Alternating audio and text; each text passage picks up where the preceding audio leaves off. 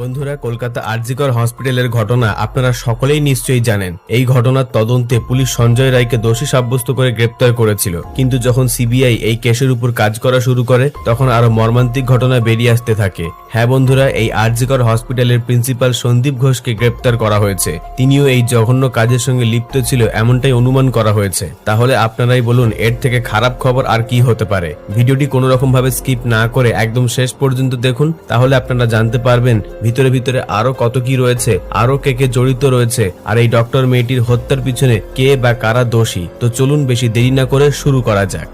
সেই দিন রাত্রিবেলা শুধু ডক্টর মেয়েটি কষ্ট পায়নি, তার সাথে সাথে মেয়েটির বাবা মাও সেই দিন শেষ হয়ে গিয়েছিল। তার বাবা মাও সেই দিন শেষ হয়ে যায় যখন তারা জানতে পারে তাদের সন্তান আর নেই, তাদের সন্তান জীবিত নেই। যার জন্য তারা সারা জীবন এত কষ্ট করেছে, তাকে বড় করে তুলেছে, তার জন্য বুক ভরা স্বপ্ন বেঁধে রেখেছিল সেই